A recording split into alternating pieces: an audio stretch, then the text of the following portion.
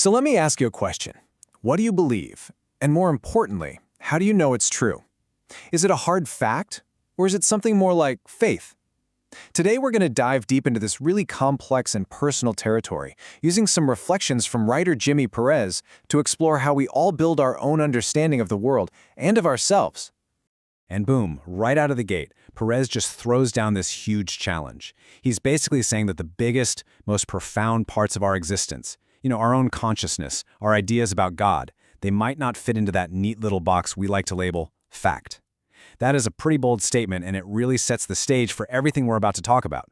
And this, of course, leads us to the biggest question of all. If the things that give our lives so much meaning can't actually be proven, well, where does that leave us? What can we actually hold on to as being real? To even begin to answer that, we've got to get our terms straight. We're going to break down the huge difference between an objective fact and a subjective belief. And trust me, this distinction is absolutely crucial to understanding everything else. Okay, so this lays it out pretty clearly, right? A fact is something you can prove. It's objective, it's universal, like gravity. It doesn't care what you believe. A belief, on the other hand, is a personal perspective. It's subjective. And for Perez, this is exactly why big concepts like God or the soul land firmly over in the belief column. They're incredibly meaningful for sure, but they are also deeply personal.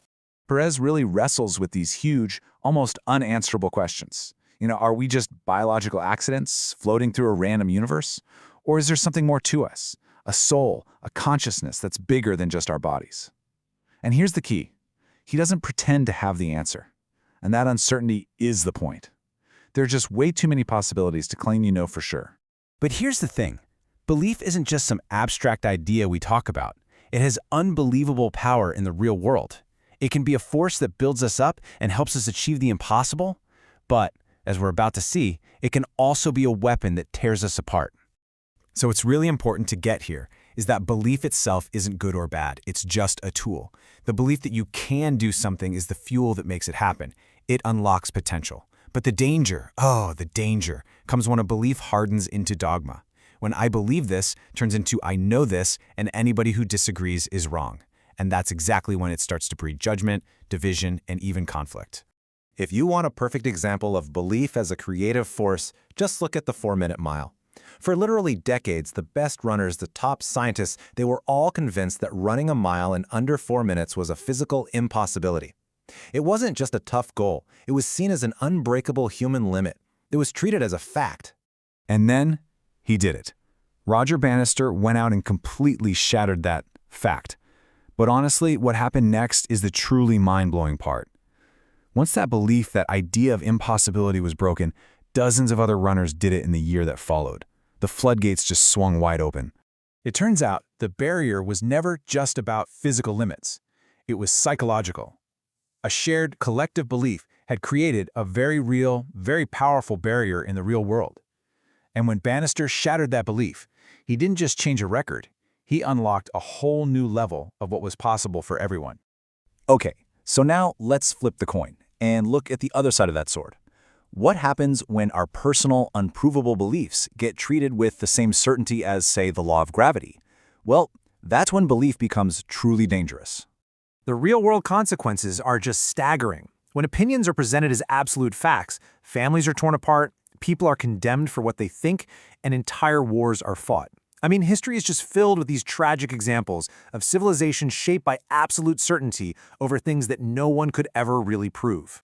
So what's the antidote to all this dangerous certainty? Well, for Perez, it comes down to these 6 powerful words. And this isn't a statement of weakness or ignorance. It's actually a statement of incredible intellectual honesty and humility. It's the real starting point for finding genuine wisdom. Okay, so if you admit you don't have all the answers, what do you do next? You start asking questions. You get curious. You begin a path of inquiry, seeking wisdom from all kinds of places instead of just clinging to the dogma of one single source. And just look at the sheer breadth of this search. It's remarkable. Perez didn't just stay in one lane. He studied Jesus and Buddha, the Quran and the Bhagavad Gita, ancient texts and modern thinkers like Gandhi and Alan Watts. This isn't about looking for contradictions. It's about looking for the common threads of wisdom, wherever they might show up. And after all that searching, all that reading, this is the conclusion he comes to. No single person, no single sacred book holds the monopoly on truth. Each one offers a valuable piece of the puzzle, a really interesting perspective, but none of them contains the whole picture. So if the ultimate answers aren't just sitting there in a single book or a single teacher, where do we look? Well, the final step in this journey is to turn our focus from the outside in. The journey becomes internal.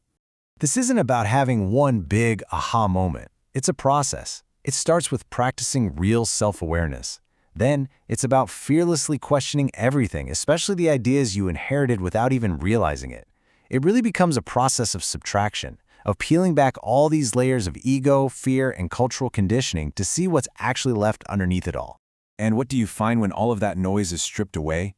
It's not some complex doctrine or a long list of rules. It's something simple, a personal, resonant feeling of truth that doesn't need anyone else to validate it because it's deeply and authentically yours. And that really turns the whole question back to you. This is a journey anyone can take. So, if you were to really quiet all the noise to question everything you've ever been told, what simple, essential truth do you think would remain for you?